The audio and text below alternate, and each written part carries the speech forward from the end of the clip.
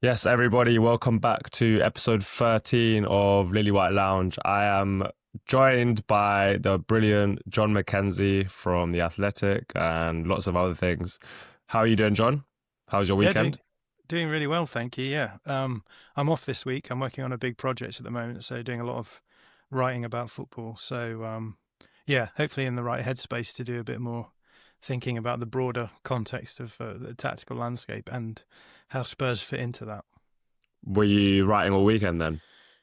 Yes, and will be all week, but I'm coming to the end of it. So yeah, big old project. It's taken me over a year and a half to do. I could talk more about it in the new year, but until now it's very mysterious and open Okay, ended. away from what it actually is, what's your like writing process like? How do you get in the right headspace? How do you get in the zone? Yeah, What's that's a good question. yeah. So it's funny because I've been doing this outside normal work hours normally, and I think I'm very much I like to have extended periods of writing. I'm not someone who can just pick it up of an evening and just do a bit more on it. So yeah, it's been funny because it's meant I've had to be quite I've had to be very disciplined with myself in terms of writing. So whenever I do a writing day, I try to write about 1,000 words. Um, which yeah, is funny because I guess I mean very occasionally I go beyond that, but I always find that once I hit around 1,000 words, my brain is fried. So Yeah, it's more I reach a point of like saturation than that I run out of things to say. yeah. But yeah, it's funny because I essentially am a failed academic. I expected to be working in academia in my life, in my vocational life, and ended up moving away from that. So went from a work space where like writing is a massive thing, right? Everything is basically written word. And then I've eventually moved into the video space. So it's been a really weird experience going Yeah. back into writing a massive long written piece essentially. So yeah, I don't know. I'm very much in the mindset now of like, why would you write anything when you can just make a video about it? Maybe I've just been lost to modern media Yeah, context. yeah. That sounds like something someone from my generation would say, or younger. Yeah. Not that you're that much older than me, but No, um, I mean, I very much am, but thank you for being kind. well, just want to put a warning out there. I'm a little bit ill, so my voice is going to sound a bit off today, and I probably look a bit ill. But we are going to dive into Spurs, unfortunately. Um, I went to the game again on the weekend, unfortunately, as well, and I was there. I think 6 minutes late.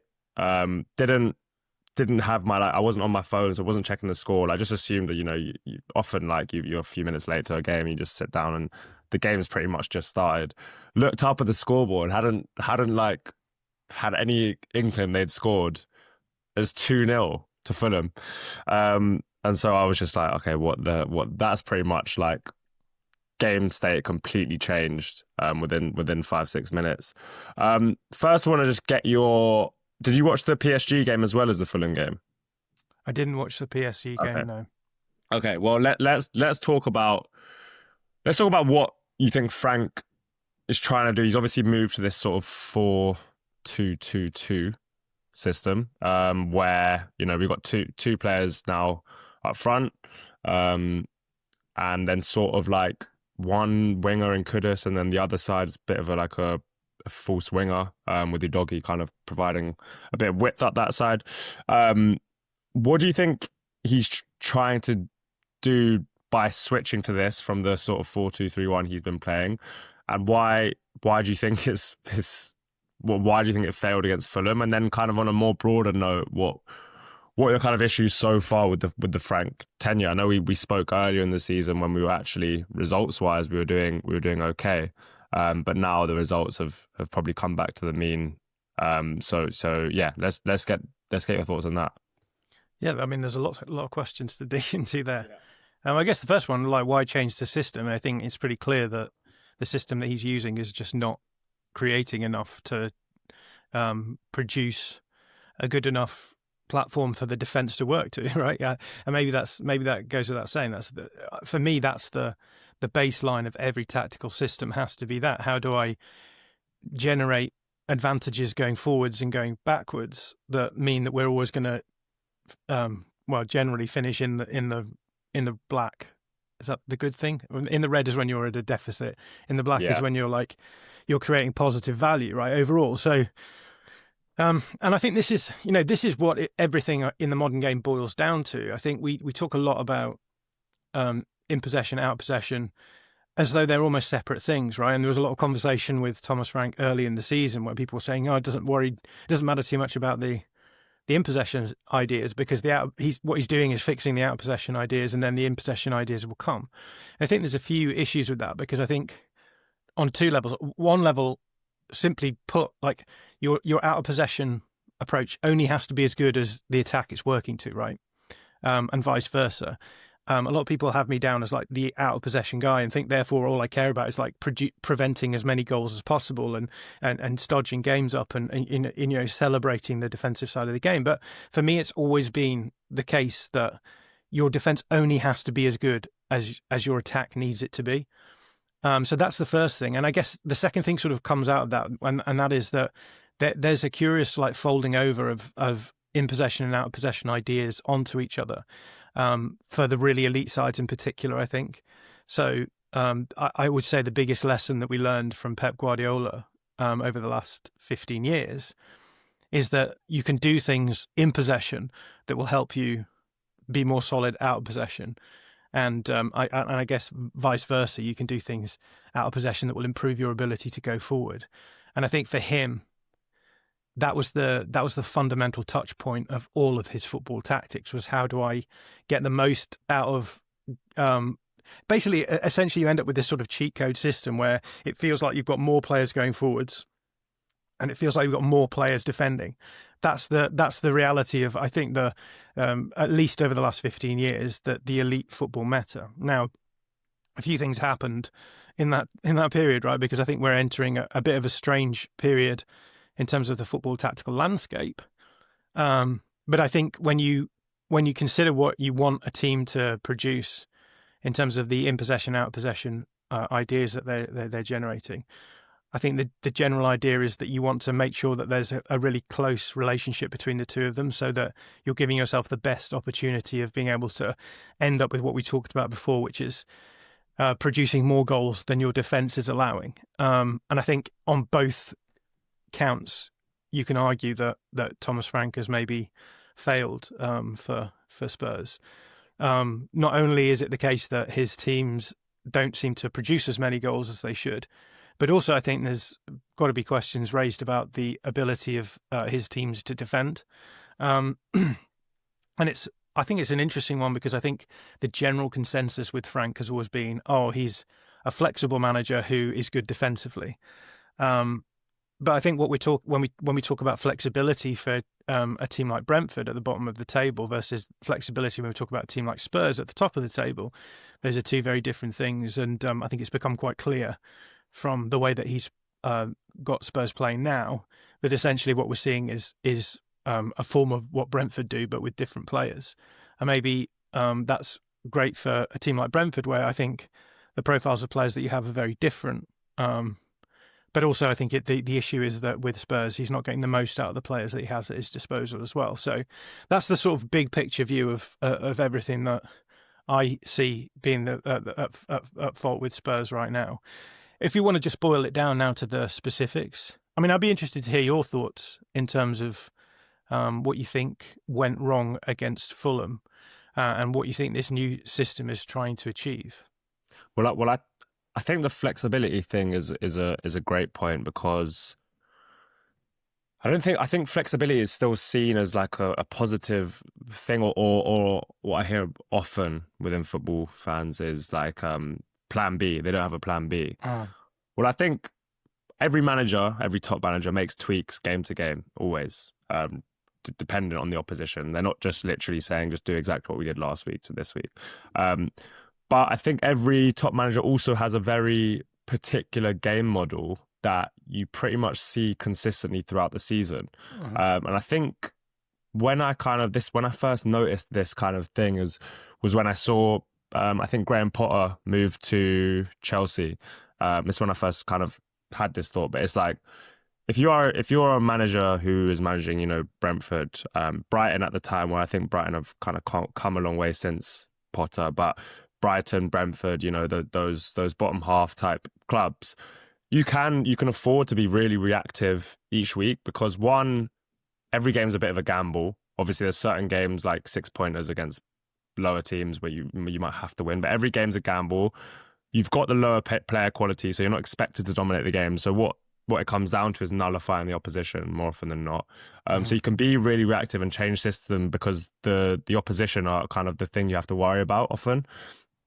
But when you go to a club like Spurs where you have the player quality, it's less about kind of, I need to change my setup because we're playing this team, or I need to change my setup but you have to create basically just a sustainable way of playing that optimizes your advantage in player quality. And I think I'm fine with him kind of having one-off systems for the PSG away and Arsenal away, which obviously both sort of failed. I think PSG we were decent, but Arsenal obviously we were awful. But my issue is that there isn't a sustainable way of playing in 80% of our games, which should be the case. So I think with this 4-2-2 that he's made, I mean, against PSG it was great. I mean, we were really aggressive out of possession. We put kind of athletes all over the midfield. So we had, who did we have? We had Gray, Bentancur as a double pivot. We had Sarr and Bergvall as the 2 10s who can both run for days. Gray and Bentancur can also get about, and then out of possession we were really good. Like obviously we conceded 5 goals, but it wasn't at that type of game. Like you play that game more times and it definitely doesn't end that way. But that's a game where you're not going to have much possession, and so to just plug that into then Fulham, making two changes, brought in Polina and brought in Kudus, which, fine, Kudus is a bit more of a creative threat. But it feels like that just seems so backwards that he's just going to then just have this same setup because it worked against PSG when we're playing Fulham at home. And again, the strategy seemed to be, get the ball to the wide flanks. And I think what he was thinking is like, we put a lot of crosses in this season, pretty unsuccessfully. Let's get another man on the last line. Let's get another aerial threat in there so that we can be more dominant in that box. But that just feels very low percentage and basic football to me, and very predictable. And also a lot of these lower down teams have centre backs that can deal with that. Bassi was pretty good at defending his box, as was Anderson. And so again, it seemed very basic and loss of ideas typed football. And that was my kind of thoughts on it. Yeah, I really like the way that you framed the difference between coaching a lower table team and then a team further up the table, because I think for me this is what it comes down to.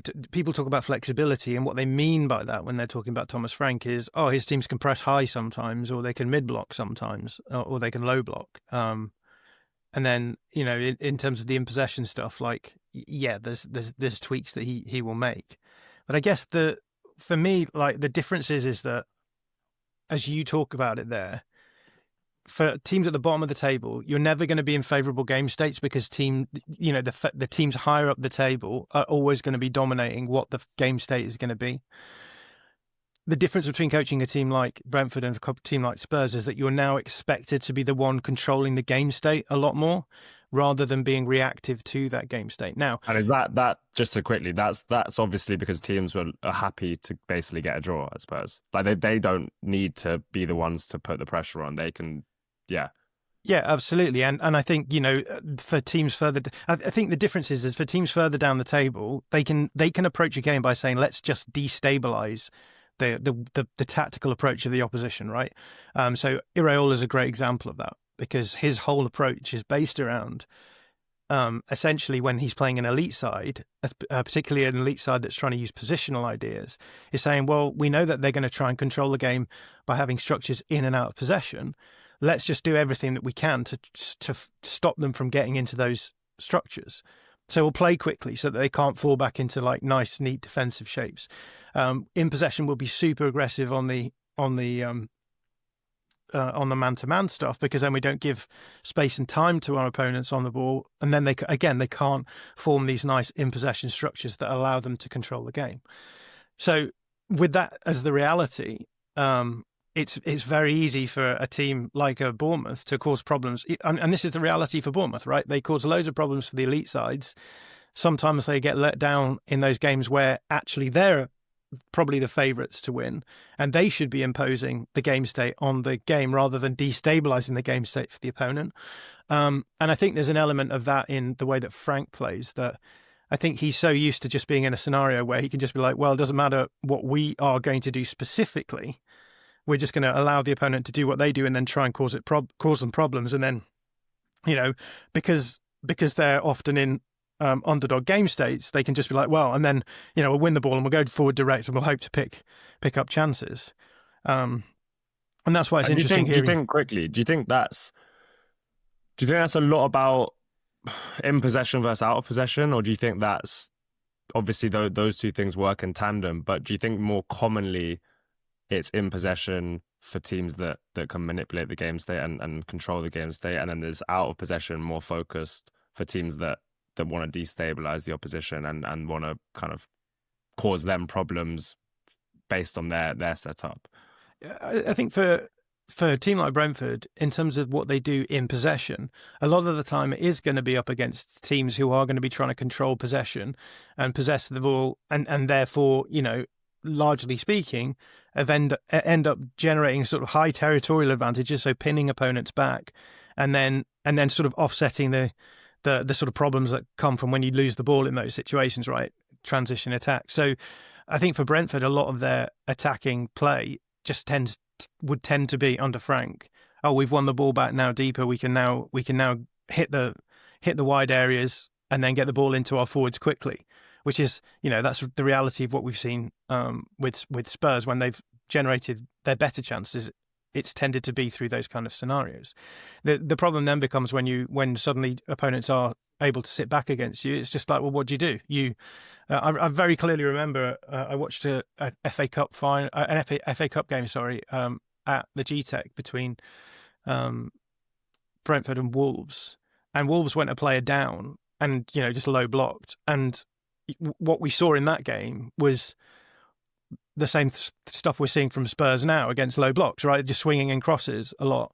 And that game was actually quite formative in my, not necessarily my negativity to Thomas Frank from the off, but my skepticism that it was going to work. When I saw stuff like that happening, you just kind of think, well, what about when you then project that onto a broader set of games, right? What if you become the team who are going to have to be doing that in games? It's a completely different problem to solve. And regardless of whether or not Thomas Frank actually goes on to be able to solve those problems, which, he may well be able to do, it still takes time for you to get there. And the reality is that I think for any club who is promoting a coach from lower table to upper table, that is going to be a potential hazard, occupational hazard. So, yeah, for me, it's that, okay, fine, like out of possession, you can talk all you want about destabilizing the opponent and having the ability to do high press, mid block, low block stuff. But it's the in possession stuff that's really concerning. Now, I still think there's issues with the out of possession side of things as well, because again, I think you need to have more sophisticated out of possession approaches as an elite side. And I think what people talk about as flexibility in Thomas Frank's system is just, well, we can move between different approaches in different phases of the game, right? Like I say, high press, mid block, low box defending stuff. Whereas I think when you're at the top of the table, you need to have more flexibility within those different states. So your high press has to be much better, I think, much better constructed. Your mid block has to be, again, like it has to be able to respond to the various problems that an opponent will throw at you, and you can't just sort of be like, we've got a solid mid block, we'll be okay because we're Brentford. It's, if we're going to mid block at any point in these games, we can't allow anything up, because if we do, then game state changes. You're in a negative game state, suddenly having to break down a low block. So Yeah, I think it's a combination of those things, but I think people don't realise the difference between flexibility for coaches at the bottom of the table and then what we mean by flexibility for coaches at the top of the table.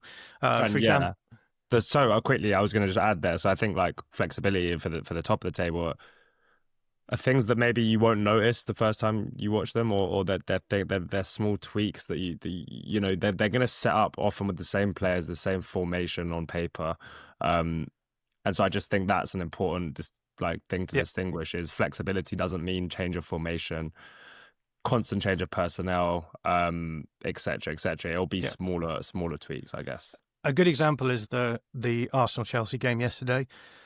Because I think what we saw from Chelsea yesterday was actually the best example of their out of possession being flexible. But if you actually look at that game, I think for most people, they wouldn't have noticed there was much different going on.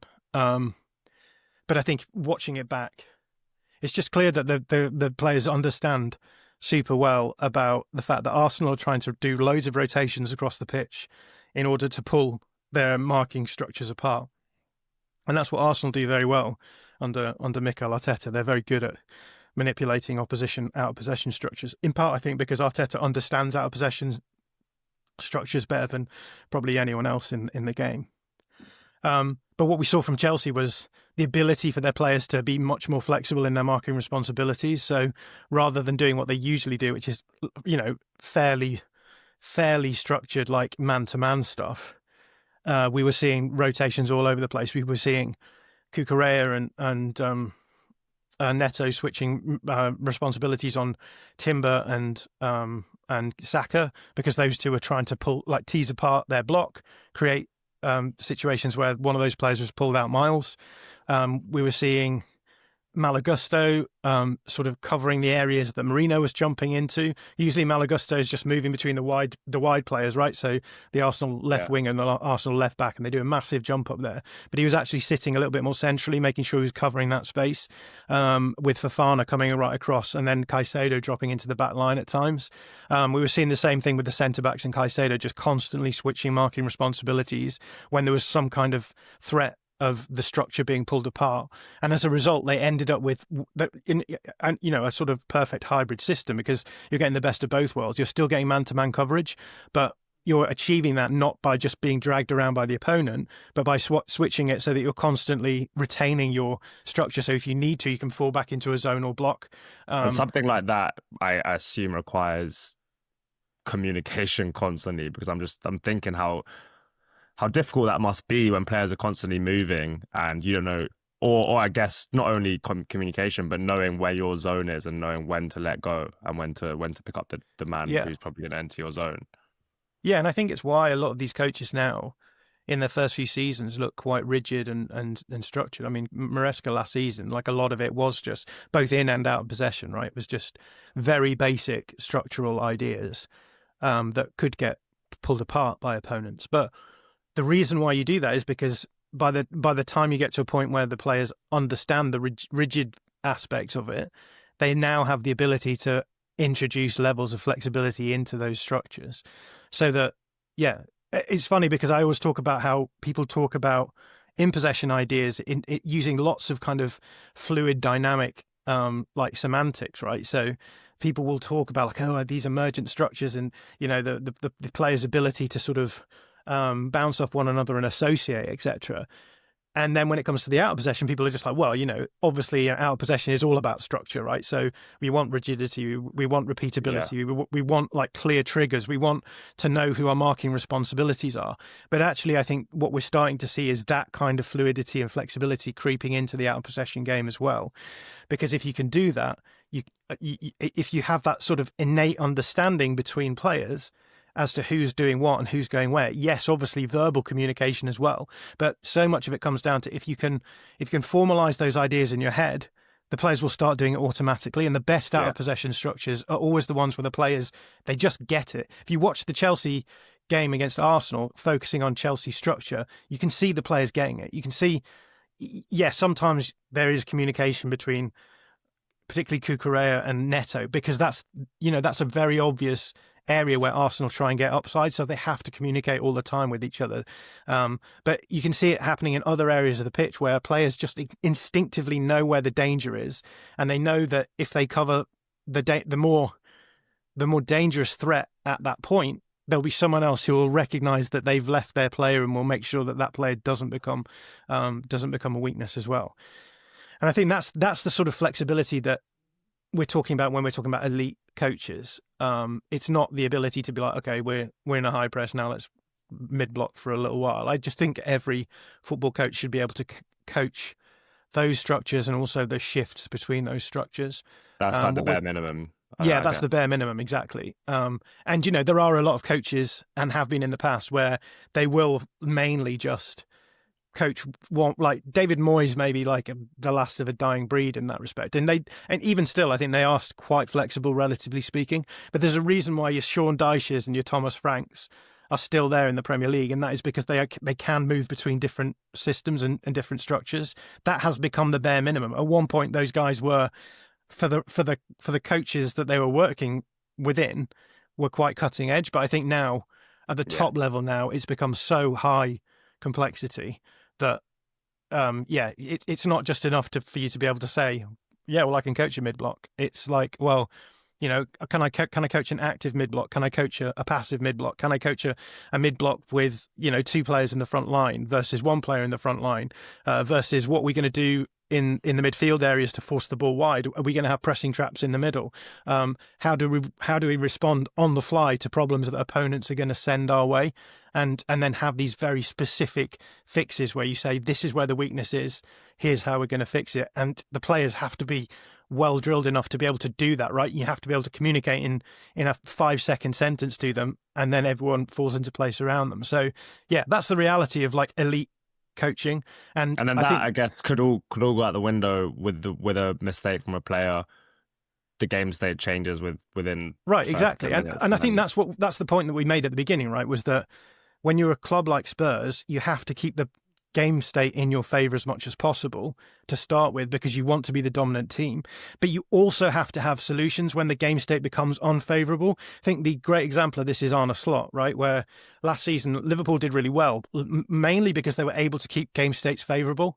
They were constantly like scoring the first goal, and then that was meaning that opponents had to come out against them, which just it makes their game, the game state they want to play, and their tactical starting point, like low possession, creating space to then have these triggers of tempo shifts, and then really aggressive like direct attacks. With the trend, yeah, exactly. You got Trent, you got Salah, etc. Luis Diaz, Gravenberch. Like you've got the perfect, and even Robertson on the other side. You've got like all of the perfect pieces to be able to exploit space in that way. As soon as you stop being able to control the game state, though, in that system, and this is the issue that Liverpool have had this season, right? Their teams have found out that they're susceptible to second balls, so they're now just getting hammered on second balls over and over again.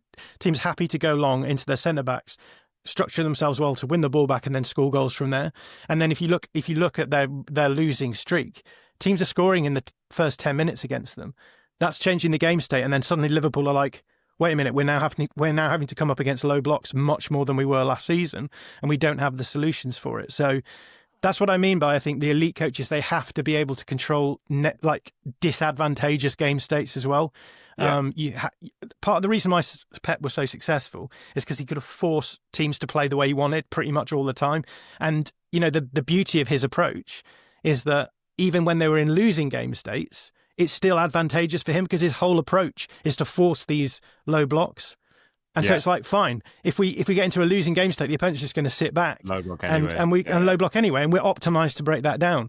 But what we're starting to see happening now is that teams are refusing to allow Pep's teams to force those sorts of low block game states. So now they're coming out against them much more aggressively. They're stopping them from being able to progress the ball.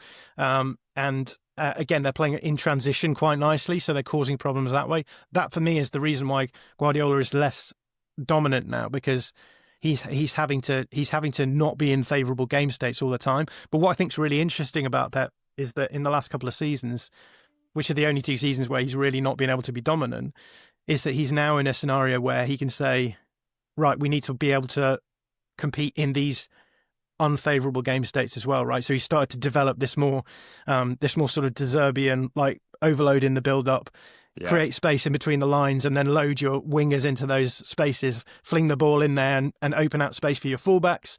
That's, for me, that's a sign of him being a great coach, because he's like, okay, we're not going to be able to dominate anymore. We're going to have to find other ways of playing when opponents are doing what Iraola's doing, which is making the situation so that it's not favourable to him. He's saying, okay, fine. We have to find a way of generating some kind of control in those kind of games as well. That's the reality for elite coaches right now.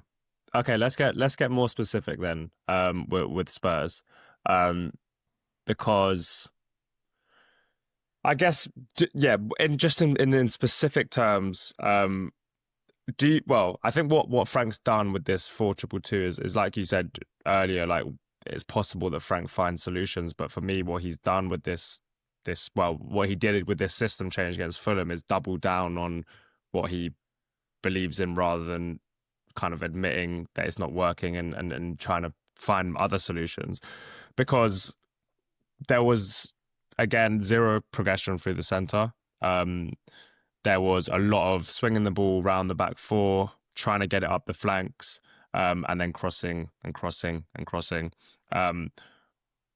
And obviously, like I said, he put two kind of box threats in there to I guess double down on that. What do you think why and what do you think this crossing obsession is about from him? Because I've watched a lot of interviews with him now, and he goes on and on about crossing, and obviously our game model is completely set up to create crossing situations, it seems like, anyway. And I know that doesn't necessarily mean scoring directly from the cross. It's often like the ball's cleared and then you get the second ball or whatever. But it does seem like our whole game model is built around that trying to get it to the flanks and load the box. Mm-hmm. Yeah, I mean, it's funny seeing a lot of the discourse about Spurs being unable to build through the middle, because I feel like in general, like even at the highest level, like teams struggle to build through the middle. Certainly in the way that people talk about building, right, which is like slow progression through the thirds. We've definitely moved to a context now where people are much more likely to, I think, move the ball quickly through the centre in those sorts of, I guess, more De Zerbian approaches, is right, where you're trying to open out that space, bait the opponent in, and then have a few bang passes through, and then you're into the space. But even in those contexts, I think the majority of teams are very happy going down the flanks anyway, right? So Arsenal have shown that you can definitely be an elite side and build in that way, right? I think for Arteta, it's very much the case that he does that because he's risk averse, and he is risk averse because he knows that if you are trying to play the way that Guardiola's been playing for the last 15 years, you're leaving yourself open to counterattacks in a world where it's never been harder to defend in transition. So I think for him, quickly before you go on, so in terms of that, like, you can be elite. Can you be elite in pinging the ball like the way we do down the flanks? Because we're not building down the flanks. We are playing low percentage clips down the flanks. That doesn't feel sustainable. No, absolutely not. Unless you've got, I suppose, Mohamed Kudus, who, as you've said yourself, like changes these 50-50 balls into, 60-40, 70-30 balls. No, of course not. And I think my point there is simply that, like, central progression is not like the be all and end all of modern football anymore, right? I think that period has probably gone because and it's all, everything that Guardiola does or did, we're obviously in a different phase now, influenced how everyone else behaved, right? So everyone started to try and play high possession, high territory football when he was around. And it felt for a while that you could sort of co-opt that Mark Fisher phrase about it feels like it's easier to imagine the end of the world than it is to imagine the end of capitalism. We got to a point where it was like easier to imagine the end of football than to imagine the end of Pep Guardiola. But we've ended up, as a result of that, like everyone tried to be him, and then everyone played in defensive ways to try and stop him, right? So essentially everyone now blocks out the middle and is like, fine, build up in the wide areas. And I think Arteta's lent into that because he's like, we can possess the ball more easily in the outside areas because there's more space to possess the ball there, right? So for Arteta, he's still, I think, trying to play largely like a Guardiola side. But where Guardiola, I think, in the past was like much more likely to try and play through the middle because it's more dangerous to play through the middle. I think Arteta's just like, fine, we're going to be super slow. We're going to force teams into low blocks in the wide areas, and Arsenal really don't control the ball, I don't think, very well around the centre in the way that Pep teams used to, right, when they were breaking teams down. And so with Arteta teams, like, they are much more likely to be swinging crosses in from the wide areas. Yes, they've got like elite players to do that. There's very few teams in the world better at teasing at the edge of the block on that right-hand side with the rotations they have between Timber, Odegaard, Saka, those kind of players, Ben White in the past. So you can get upside there. The difference is that, like, for Arsenal as well, they know that that's going to reduce their chances of scoring an open play, but they know they can bump those numbers up by set piece superiority, which is something that you can do because you're then less worried about having technical small space players to break down low blocks. And that achieves two things. One, it makes you really good at set pieces because you've got a team of like physically dominant players, but also it makes you better defensively. And so you're in this situation where you're like, in many respects, Arteta's solution to the problems that Guardiola's football arrived at is the most elegant solution, right? You defend super well. You don't give up anything in open play. You have consistent ball progression into the wide areas. You create these open play set piece scenarios where you're going to be dominant because you're good from set pieces. And if you don't score them, you generate actual set pieces and you score from them too. So yeah, I think the Arteta solution is very feasible, and I think you could easily fit Thomas Frank into that space, right? He's got the set pieces. He wants to build in the wide areas. Yes, there's lots of issues, I think, with the actual in possession ball progression stuff, but like all he would need to do is like watch some Arteta and see what those guys are doing. So yeah, I think that I would say that by way of like just caveating. Will he ever get to that level? And it's not to say that Arteta's just like a matter of course. It's not like he's just sat down and thought, how do we do this? Oh, let's just build in the wide areas and set up for set piece superiority. He's had to do the hard work of training the players to be able to play that way, to give them the consistency of ball progression, to give them control in every phase of play. And again, like Guardiola, part of the reason why Arteta is having success right now is because teams aren't going after his teams in build-up, because there's almost a level of inevitability to the fact they will arrive in the final third. And what was interesting about the Chelsea game was that Chelsea actually went after them in a way that actually caused them problems because they could resist the rotations, right? So all of this stuff just falls back on itself at some point. So yeah, that would be my point, is that like maybe the argument that the Spurs ownership will make is, well, it took Arteta a little time to do this. Thomas Frank has all the skills to be able to benefit from the outcome of that kind of approach. It's just a question of whether or not he can actually develop the in-possession ball progression stuff to a level where it's, consistently sustainable in moving the ball through those areas. I'll let you respond to that because I said a lot there. But I just don't want to be an Arsenal 2.0. That's just not what I. And also, like, fine that he. Bear in mind, Arteta's not won a league doing this yet. Yeah. He's had and we can talk about that. We can talk about that because it's interesting, right? Because he's had to spend millions and millions and millions to get, Rice, who is elite at everything in transition, elite at set pieces. Saka, who obviously came through academy, but elite at set pieces. You've got a back four with outrageous depth now, who are all good aerially. Including the fullbacks, that's, and they still haven't won a league. So it's like we're way off that in terms of where they are player wise, but also time wise, and what it's taken Arteta to get there. And by that point, like surely the football landscape will change, or I don't. That's my feeling, and also I just hate that. I hate that style of football. Like I was so excited when we signed Xavi Simons, for example, because I haven't watched a player like that at Spurs in a long time. But now I'm thinking of it, I'm just like, why did we even sign him when he's the genuine opposite of what Frank wants to do?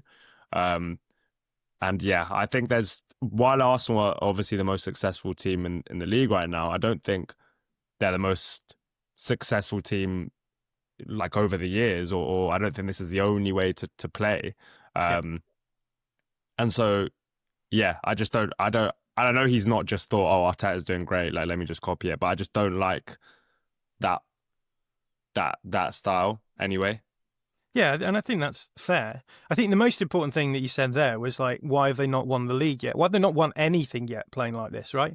And I think it's a really valid question, and it's the thing that I spend most of my time thinking about when it comes to Arsenal is like, why is this the case? And I think the answer for me is just that the whole of their game is based around like reducing goals in games.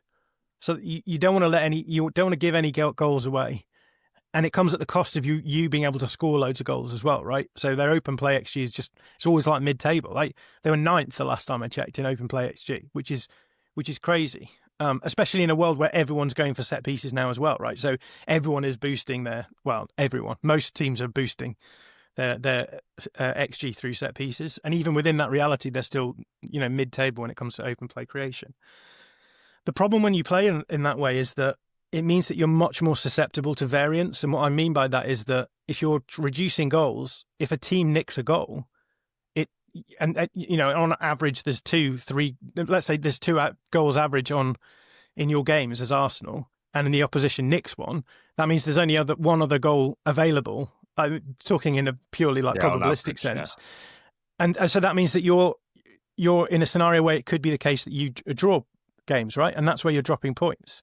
And I think that's the reality for me is that you just become so much more. Whereas a team like City in their pomp, yes, they would concede goals, but they would score 4.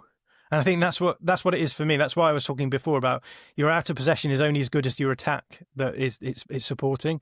And for City, like, yes, at times their out of possession was maybe a bit more open than you might like it to be now in a reality where, we've seen what Arsenal are doing and what they can achieve out of possession. But like, it doesn't really matter as long as you're scoring more than you are giving up. So it's always about finding the balance between your in and out of possession. And I think with Arsenal, like, the cost that it brings is that sometimes you are just going to drop points because you give up a goal, because teams can score goals from like 0.02 XG, right? And then that's it. That's all it takes for them to sort of kibosh your approach. And then that quickly on that though, I guess that was why the Eze signing makes a bit of sense, because he's someone that can create something out of nothing. Don't need to have like crazy patterns of play or principles to get him to affect the game in the final third. Like, he can crash one in from 25 yards, or he can do a bit of something against you guys, right? Three times against us. Yeah. But all we can do, like, he did one little dink pass against Spurs that's like it's something you can't really quantify or do you know what I mean? And those, but again, that's what 60 more million. So it's just like these things obviously great, but I think there's other ways to be successful than, and I know that's pretty obvious thing to say, but there are more than one way to be successful. Yeah, no, of course. And I think as well, the other stuff that you're talking about there, worth saying as well, sorry, just to follow on your thought. Yeah. Madueke and Gyökeres as well. There's a reason why Arsenal made those signings in the summer, and it's because they do want, I'm sure Arteta looks at his chance creation and is like, we need to create more from open play. We've got to introduce the ability to either be more creative in those against those low blocks, or introduce ways of being more transitional as well, so that in games where teams are pressing up against us, we can find space in behind. So he's definitely wanting to evolve for sure. But yeah, it's entirely valid for you to say, I don't want to play football in this way. I feel it. Like, I hate set pieces, and I hate set pieces because for me, football is open play. That's what football. And yes, set pieces are a part of the game, right? It's important that set pieces exist, and they give teams a way of being able to break down low blocks and or to mitigate the effects of a low block, right? Break open game states. That gives an advantage to teams at the bottom of the league. But like, at the end of the day, I want to watch my team or a team attempt to like create chances in open play, and I want to see the opponent try to stop them. I think this is a good point to just go on, because I think all Spurs fans will feel this. The home games this season, the amount of time I've spent just watching us take about 2 minutes for each throw-in. And these aren't just throw-ins like in line with the box. These are throw-ins around the halfway line sometimes. These are set piece like free kicks from around the halfway line. And I'm just like, this is not like, we're not we're not in the Champions League final. We're playing against Fulham or Wolves at home. Like, there should be more than enough quality to generate chances just by playing football. And that's a very like simplistic way to view it, but it's just ruining the spectacle for me. I'm really not enjoying any of our games because they're so stop-start. We don't get any momentum. Even when we are like maybe at times pushing for a goal, the momentum gets killed suddenly because, you know, the crowd get up and then we wait 30 seconds for some corner set up. And obviously just off probability, that's unlikely to go in. It's obviously more likely than previously because of these kind of set plays we've got prepared. But that's just not football for me. And I know maybe not everyone thinks the same way, but that as an entertainment point of view is really, really bad for me. Yeah, and look, it's your prerogative as a fan to want to watch the football that you want to watch. It's one of the reasons why I've been watching Marseille this season, because regardless, there's all kinds of like moral questions about why you should watch Marseille, right? But on a pure footballing level, there's very few teams out there where I watch the games and I think this is a team who are trying to generate chances and open play, right? They're playing fun football. They're playing like attractive, like try and build through the centre, try and create space and bait teams out and play really, you know, I guess it is romantic football, right? Roberto De Zerbi isn't sitting down in his coaching sessions with his staff being like, oh, we need to find the fine margins. Let's try and optimize set pieces. He's just saying, and you know, arguably he should spend more of his time doing that on the out of possession side of the game as well. But like, at least in possession, what you get from them is the sense that this is a team who are trying to essentially like play flowing, attractive, attacking football, and I think that's fun. Admittedly, I'm not a Marseille fan, right? So I'm very much watching that team for aesthetic reasons, which is, you know, a lot of fans do that. A lot of people get frustrated though when the aesthetics is replaced by like a need to win or a failure to win regularly that some teams have. But yeah, I mean, I think the question then is, the reason why I brought up the Arteta stuff, by the way, is because I'm like, if you're stuck with Thomas Frank, and that's the reality for the season, would that be the way that I would want the team to sort of try and solve some of the issues it has now? Probably, but like you say, in the long run, for what cost? Like, so let's talk long run, and let's talk, I guess, just broadly. Like, obviously, Spurs are in a bit of a weird place. They charge the highest ticket price, I believe, in Europe. They spend probably roughly, I think, fifth or sixth highest in the league, not on wages necessarily, but on transfer fees for sure. That's in recent years. I mean, previously not. And for me, player quality wise, and especially player potential wise, in the squad, I think it's a top 6 squad. It's probably not a squad that can challenge for the title yet, but there's a lot of quality in there. I think there's a big debate at the moment within the fan base, which I think there always is when you struggle for results. Is it the manager or is it the players? And I fall under the manager, and I don't think that means that I think our squad's good enough to finish even in the top 4, maybe not, but we're certainly good enough to beat Fulham at home, I think. And obviously not just that game because things can happen, but those games, I mean. Isn't the reality that as a fan you want your coach to make the parts of the squad more than the sum of the parts, right? And I think the point is that if that is just a 6th in the league squad, you want a coach who's coming in and you're challenging for 4th or 3rd, right? That's what a coach should be doing, I think, particularly for a squad like Spurs, where there has been, like, let's make no bones about it, a lot of money has been spent on that squad.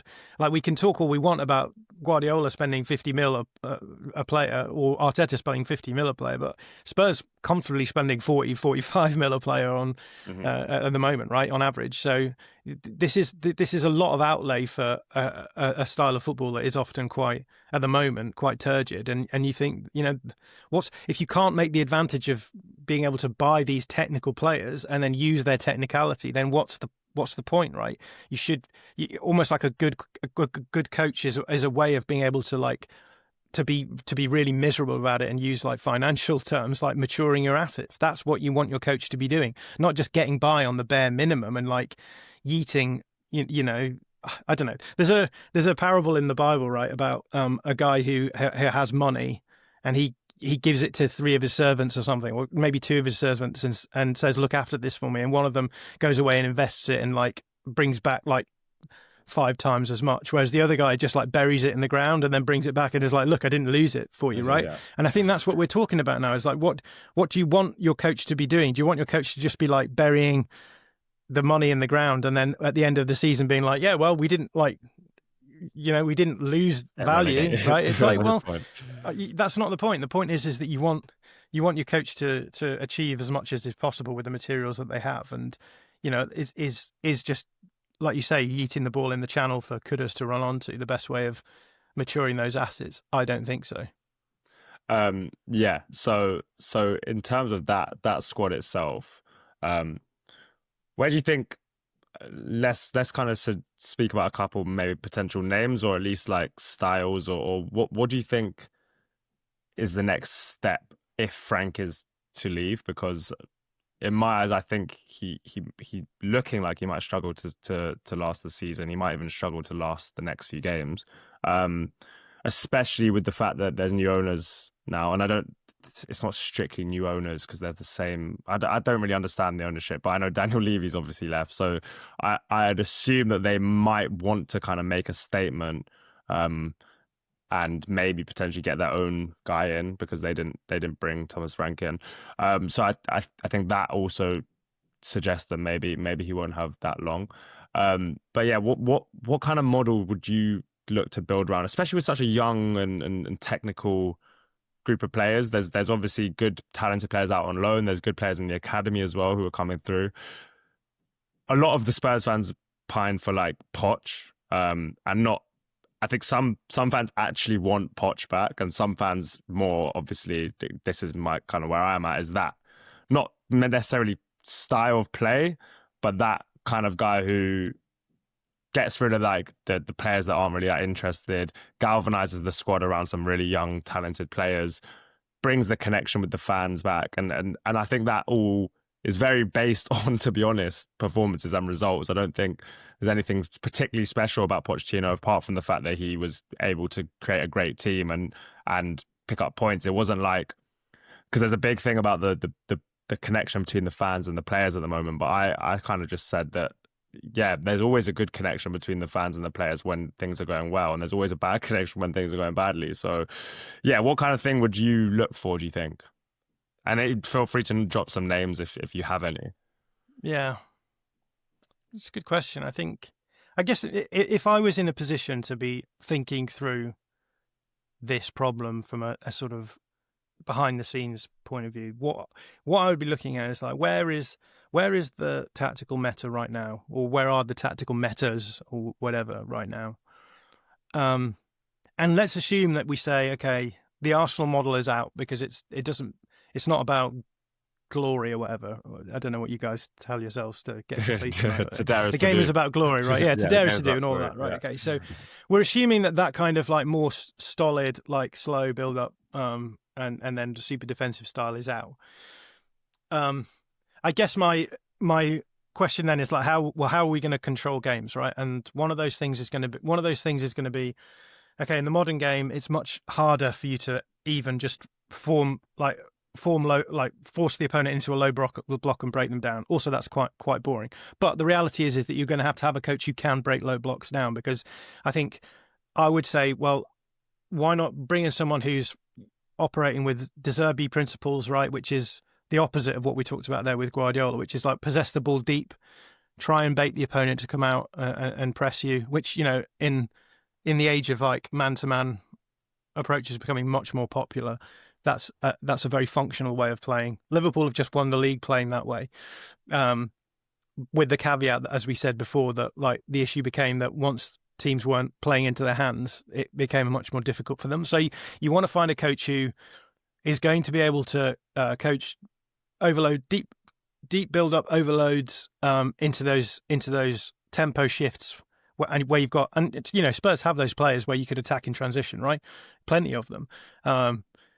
So you've got the players to do that as well. I guess then the question we don't have as quickly is the central midfielder to really. Yeah. But yeah, so you would need to sign a back to goal receiver who or two who could receive the ball. I guess the way that I see it is the way that Liverpool did it was that they passed the ball along the back line until the opponent puts them under pressure, right? And then the question is, how are we going to find escapes from this? And they always have essentially when the fullback gets the ball, like 4 different escapes. One of them is to just go back along the line through the centre back or the goalkeeper and try and shift it to the other side and create space. One of them is to find the pivot player who can then, in theory, like be between the lines and then maybe turn a player and then get into the space behind the opposition. Who's elite press. on the half turn as well. Yeah, right. So Gravenberch is basically what Gravenberch was doing last season, was receiving the ball, spinning a player, and then had space to run into, right? Yeah. The other thing that Liverpool do is they would have these like counter movements in the wide areas. So you'd have Luis Diaz dropping in, right? Pulling a fullback with him, opening space for the centre forward to run into, right, in the channel. Or vice versa, on the other side, you want Salah to run out to in, so you want to create space there. So you want to pull the centre back out, so you have the 10 pulling the centre back out and then finding that space there. So again, you've got like loads of different options depending on what's going on. So you do need to have players who can fulfil those roles. But like, I mean, I guess there's maybe questions about, I mean, you've got Porro, so like that's already fine on one side. It probably would be fine having a bit more of a carrier profile on the other, although you do want someone who is going to be able to like hit the channel or hit the other 2 options from progressive passes. So yeah, what would you need? You'd probably need maybe a bit more of a pass. We need a few passes in the team regardless. Yeah, you need that anyway, yeah. But like a pass-oriented fullback on the left, and then you want 2 back-to-goal receivers, pivot players probably, which you don't have apart from arguably Maddison if he ever returns, and even still you probably want him further up. But and then you want players who can play on the front line, who can make runs in behind or drop in to receive, which we have, I think. Yeah. So I don't think it would require much, right? Arguably, like you could have signed those profiles in the summer and been fine. So people always look at that squad and say, well, what can Thomas Frank work with? But it's like, well, Thomas Frank was involved in like the building of that squad, right? It's like the hamburger meme, right? That's the hot dog meme of the guy in the hot dog suit being like, we're still trying to find the guy who did this, right? So if you brought in someone who was doing that, I don't think it would be hugely problematic for you to bring in. I mean, even with Liverpool, like they had Gravenberch as that pivot player moving across side to side. You'd probably be able to play him and someone else. And get away with it. So I don't even think that kind of approach would require a huge amount of squad retooling. But then the question then is, I would say, is like, what happens when teams start being like, okay, this team is really good at like baiting us up and hitting space in behind. What happens when they stop giving us space? Or what happens if they're not defensively strong enough in order to be able to give us drawing or winning game state, which is what you need for this approach to work, right? Because as soon as you're losing, the opponent's like, see ya, we're going to sit in a low block now. So that's the question that you would have with this kind of coach. When you were talking about all those solutions like Liverpool found, the double movements was one that came to mind straight away, because I'm like, one, I've seen us do that very occasionally, but against Man City we did it. Yeah. I'm sure we've done it other times, but also I rarely see Kudus, for example, step off his kind of position. So he never makes out to him runs. He makes straight runs, whether that's to come to receive or he makes straight runs to run in behind. That just seems like suboptimal. Like I don't. Why is that? Why are all the players so rigid in terms of their movements? And why? Surely that's not helping Thomas Frank in what he wants to achieve, where he wants to go from back to front quite quickly. Well, he wants to bait them and then go quite quickly down the flanks, or he wants to win second. Like I don't see why we're not doing that stuff more. Yeah. I mean, I think part of the problem is that you're forced to play in the channels entirely, right? So if the ball's on the right, the opponent knows they're going to build down that channel, so they just overload that channel. And like, what are you going to do? Like, move it to the other side? Well, fine, we'll just overload on the other side now, right? And I think off the back of that, then you end up in these, because Thomas Frank does want to use double movements, right? But he wants to do that in the channel, and they're very vertically influenced, right? So you end up with just one player dropping and the other one going long, and it's like all you need to do is just switch marking responsibilities. It becomes too predictable, right? But even then, even if that ball does get in, it's like, well, great, we've got the ball by the corner flag. Like, and I think as well, because you're so like width oriented, when you arrive in the final third, you're either all in the channel the ball's on, or you've not like no one's going to arrive at the edge of the box really, and I think No. that becomes a problem too. So yeah, I think. I mean, I guess that is the way that Frank wants to play, but I guess I would say it feels to me like fairly predictable. It's not diverse enough so that you're mainly going down the Kudus channel anyway. So, and this is the thing that Arsenal find as well, is that they were so right side oriented. The teams were just like, fine, we're just going to stack everyone on the right, on the left, on our left hand side, and it'll be fine. So, again, this is the problem when you are gimmicky. I use the word gimmicky of tactics, and what I mean by that is like if you just try and get a sort of really low lift, low hanging fruit tactic, which you lean into, yeah, maybe you'll get like a benefit from it for a little while, but very quickly teams will be like, well, this is what you're doing. And if you don't have anything beyond that, it's like we've just completely shot ourselves in the foot. So I think it basically comes down to variety. Then you need just different ways of doing everything, I guess. It's what we were talking about before with flexibility, right? It's like if you can introduce different ways that are harder for opponents. I mean, this is the thing with Arsenal, right? They introduce rotations into their approach, and that's made it a lot harder for teams to track them out of possession, and it's meant that they're very good at like rotating progressing the ball down the field, and but that has necessitated a team like Chelsea to adopt that defensive approach that we talked about before to stop it, right? It's much harder to do well. Whereas if your approach is just, well, we're going to do double movements and ping balls into the channel, like teams will very quickly find solutions for that. Okay, so before we finish, I'm gonna chuck a few names at you, but I want like to be quick fire-ish. Yeah, so just a sentence or two around how you think it would work at Spurs. And if you haven't seen enough of that manager, just say I haven't seen enough. I think the first ones I want to go through are the Prem ones, because they're the ones that I think get suggested the most. And obviously, I think just off like vibes, a lot of fans would probably be like, no, I don't want to do that again because Frank didn't work. But let's go through them anyway. So the first one is Iraola. Yeah. Iraola, I think Spurs should maybe gamble on, with the caveat let me follow that up with quickly in terms of what you said earlier, where he might struggle against low blocks or where he can't create games as chaotic as he likes. Yeah. So I think at the moment he uses chaos to try and destabilize opponents, which raises the question, what's going to happen in the situations where he needs to be the controller?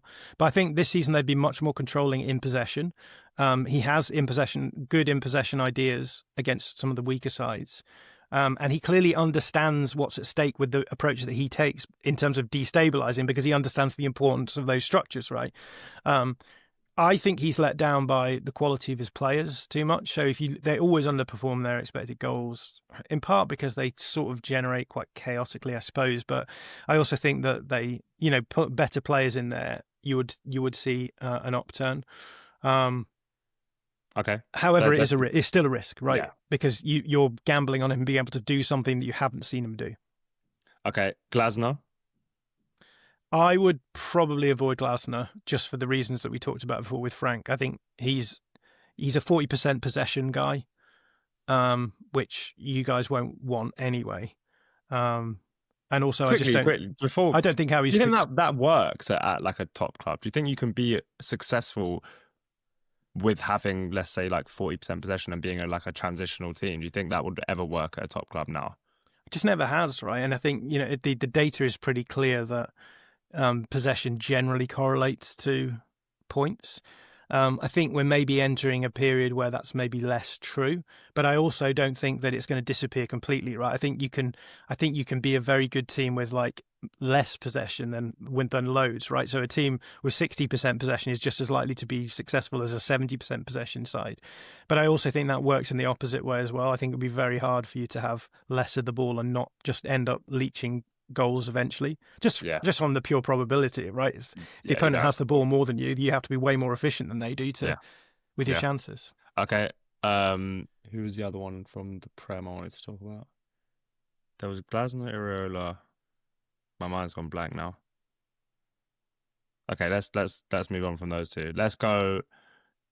Well, you wanted to talk about Fabregas quickly. I mean, Fabregas is probably a no-go. Played for Arsenal and Chelsea, obviously. I've always hated him personally. Yeah. I love the football he's playing. I mean, like I'm so like in awe of that team, especially like the players that he's bringing through, like really young team. Um, it won't happen, but yeah, quickly as a word on him. Yeah, I think just because he's like a modern manager, right? He recognizes a lot of the things that we've been talking about in this episode. So you're automatically going in with someone who understands the importance of like flexibility, understands the way that modern tactical battles are fought in terms of like targeting weak spots out of possession and being able to fix your own weak spots out of possession as well, right? I think that's for me what it largely comes down to. The modern game is like you need a coach who understands what the opponent is doing rather than just sort of tries to impose what they're doing on every opponent. I think from that respect, he would be good. He's still young, so it would still be a risk, but I think that this is what I think Spurs should be doing, right? They should be trying to get onto the next manager before they become Yeah. big, rather than just bringing in already established coaches, which hasn't really gone well for you in the past. Have you seen much of any of these three? Italiano, Hernes, and Farioli. Have you seen much of any of them? Yeah, I've seen all three of them. I guess I would say I've not watched Italiano. I know you love him. He's never really done it that much for me. But it could just be that I've not watched enough of him recently because it's been a while since I watched him. So His form recently has been. I mean, I think he's on 6 on the bounce or something. Yeah, with a quite decimated I do need squad. to catch. I do need to catch up with what he's doing. I'm always a little bit nervous about coaches working in Serie A, just because like I think it's the league that's the furthest away from what the Prem's Yeah. like. Yeah, And so you can get a coach in that league who looks fine, but then you put them under the immense pressure that you get in the Prem, and it's going to look very different. So that would be my Yeah. only caveat with that. There was an interesting interview with Tomori this week talking about the differences between the Prem and the Serie A, and he said that while you get teams in the Premier League wanting to happy settling for a draw, you don't get the same passiveness that you get in Serie A, where they literally will just sit in front of their goal for 90 minutes. That you wouldn't get that in the Premier League. So obviously that's a complete different prospect. Okay, Hernes and Farioli, you see Hernes, Hernes I like, although I feel like maybe he's not moving with the meta as much as you might like. I feel like he's sort of a young coach who still operates with the old ideals a little bit. What was the last one? Farioli. Yeah. I mean, Farioli, I would say is to Roberto De Zerbi what Arteta is to Pep Guardiola. Okay. It's like a bit more like a guy who's like accepted the problem of transition, right? In a way that the other two were just kind of like, oh, it'll be okay. All we need to do is possess the ball more, and then transition won't be an issue. Whereas Arteta and Farioli were like, no, let's take this seriously. Let's find ways of being more defensively solid, but still have a lot of the same principles in possession. So I think if you're not going to like someone like Arteta, I think you would maybe find Farioli a little bit stodgy as well. Yeah, I mean, I've looked back at some of his results as well. He wins 1-0 so often, like it's crazy. And that's with Porto, who obviously have a qualitative superiority in that league. I think he was out of those three, he was I've only looked into Italiano more than the other two, but I know just those, they play exciting. I mean, Hernes and Italiano play exciting football, which is obviously an attraction. And then the last two that I want to talk about, which are probably very unrealistic, and these are like all of these options, I just want to caveat, are very unlikely to join mid-season. So it's probably a case of either, if Franks continues to underperform, it will be a, interim manager until the end of the season, or we'll probably get rid at the end of the season. So, which is why I bring up these two. Nagelsmann obviously will be on the back of a World Cup. He spent quite a while out of club football now, and he's obviously managing Germany. And then Alonso, who seems to have fallen out with the Real Madrid squad. I don't know what's going on over there because their results have been pretty okay. Those two, what are your thoughts on them? Yeah, I mean, if you could get either of those two, you should just immediately get them, right? Regardless of any concerns you might have. Nagelsmann, think Nagelsmann would be interesting to see back in domestic football because I feel as though the meta has moved in his favour. A sort of balance between sort of like positional stuff, but with the ability to go direct and I suppose like create spaces to then exploit at speed. Which is, I guess that's the Germanic influence on Guardiola, right? I would say that Nagelsmann is in that strain of coaches who were German coaches who were influenced by Guardiola, and you get the marriage of those two together. The most extreme example of that is Hansi Flick, who I think again is he probably leans too far towards the idealism end of that spectrum, where he's like, we're not going to worry about transitions. We're just going to be if we score more goals, it won't matter, right? Which was fine last season, but teams have now figured out that you can exploit that high offside trap pretty easily.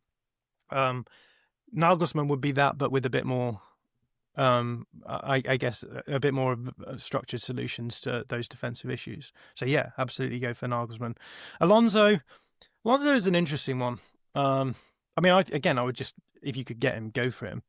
And I think he would be the sort of coach you get the best of both worlds with a coach like that at Spurs, because I think you still have the ability to be like a big coach at Spurs with someone like Alonso. Like he can go in and tell the players exactly what he wants them to do, and they'll do it, which is what he's not getting at Madrid right now, right? Because and no one gets that at Madrid, is he? Yeah, right, exactly. And so I think that would be good. I think you would get. He would be a coach who would raise the quality of the squad above its constituent parts for me. Yeah. And is again like he's a modern coach in the sense that we're talking about, right? He knows what's at stake. In terms of being able to be like to have different pressing approaches, different just different solutions in every phase of play, and I think would be smart enough to be able to get the players to that level we talked about before, where finding solutions becomes innate, structural solutions becomes innate within the players as well. Yeah. We always talk a lot about how the game belongs to the players, etc. And I think that's sort of meant in a very thin, like unconvincing way for me, because I don't even know what it means. The game belongs to the players, sure, right, okay. That doesn't mean anything, because like you can coach the players to play in a different way as well. And the game in that sense would still belong to the players if you're saying on the pitch they're making the decisions and finding the solutions, even with that helping hand from the coaches as well. I realise it's a tricky dynamic to balance, but I think that all coaching has always been that balance between getting the most out of the players' innate talents and allowing them to be agents on the pitch and solve problems themselves, whilst also helping them to be the best version of themselves on the pitch as well. And I think, Alonso would be perfect for that. Is there any names I haven't mentioned that you could think of that would be worth at least just looking into as a fan anyway, that might suit? Yeah, I went through the list of available coaches right now, and there's no one basically that I think would suit you. In terms of just trying to think who's on I've got a list of.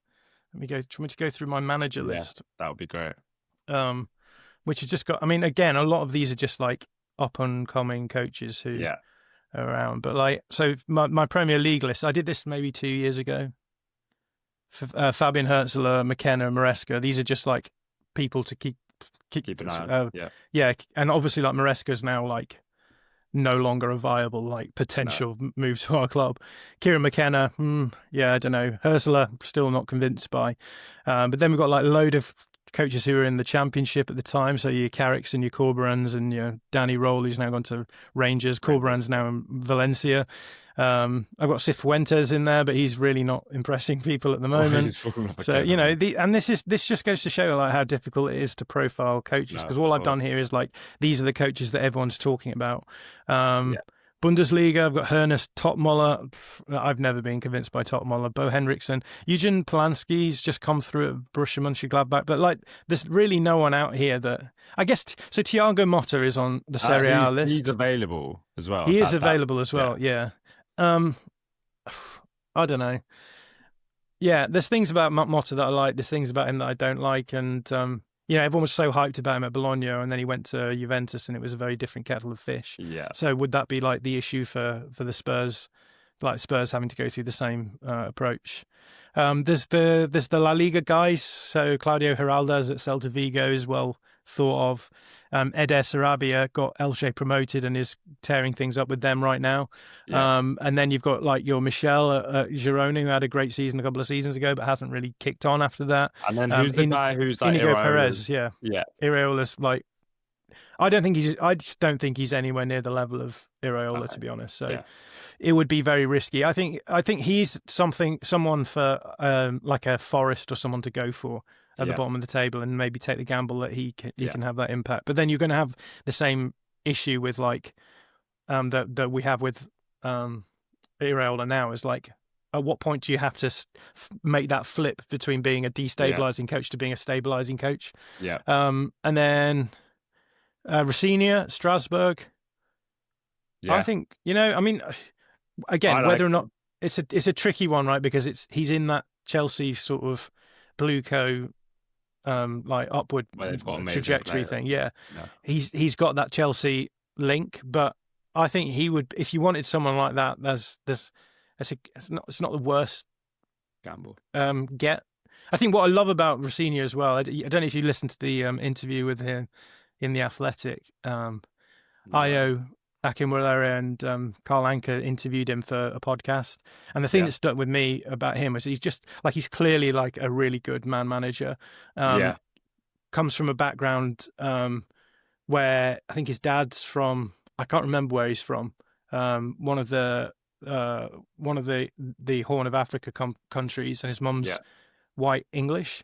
And I think as a result of that, he has a real understanding of like cultural, like the cultural aspects of players that often get dismissed as like bad attitude, right? 100%. Whatever, stuff like that. A real understanding of those kind of issues. And I thought what was great, like their trainings, the way their training is structured is like really nice, because they have a morning meeting for half an hour, I think, which everyone has to turn up to on time. But then they're quite flexible with when their training starts, to give the guys like time to just settle into their days, and they only start the training when they feel as though everyone's ready to go, just to give like a little bit less of a sort of Anglo-centric concept of like time and punctuality to their training sessions and stuff like that. I think is really important, especially when we're talking like look at the Spurs squad. Like there's players from like countries all over the world, players who as well. Really, really young, and guys who won't have experienced English culture. I think it's super important to get guys like that in. And given the fact that Rosenior is playing in a style of play which is, is the Chelsea style, which is, I think up there with the other elite styles at the moment. Maybe questions about like which direction they're going in, but like, I think that they're going to go from strength to strength under the next few seasons under Maresca. So I think it'd probably be a gamble worth getting. The other one that I said in my manager's video was like trying to get someone like René Maric in, who's the assistant with Company at the moment at Bayern. That always seems to go well, getting the Bayern assistant. Yeah, I mean it's an interesting one, because I think that René does want to go into senior coaching. It might be a big step up to do your first job at somewhere like Spurs, but like it worked for Arteta, right? Worked for I guess companies sort of that mold. I guess. Yeah, like I guess the only difference with René is that he's not an ex-footballer in the same way. So I guess there could be questions about whether or not you would lose buy-in from the players. But I think as long as you had like a coaching staff where you had a few of those big names on it, then like, I don't know, bring in Ledley King or something, and then you'll be fine. I don't know. I mean, you've really sold me on Rosenior, and I haven't watched much Strasbourg either, but I know they've got very exciting players at least. I mean the mood is so bad right now, and I know this is sort of a very backwards way to think, but just getting someone who's likable, who connects with young players, who has a pretty modern style, feels like a gamble worth taking. And I think what you said about like the culture side of things, I think does get dismissed a lot, but it's also, I think, gets dismissed because you can't really, as a fan, see that side of things. So all you get to see is the pitch stuff. Yeah. And there's so much more that goes into it. And and it's seeming like Frank. I mean, Frank comes across quite likably in press conferences, but from body language, and it's all we sort of get from that to see into those relationships, it doesn't seem like he's particularly close with the players. I don't think you have to be close with the players necessarily, but there's obviously a dynamics thing there. So yeah, I think that is definitely one to look into. Yeah, we've been talking for a while, so I'm conscious to wrap up. But that's been super interesting. Tomorrow we obviously play Newcastle. Then we play Brentford at home on the weekend.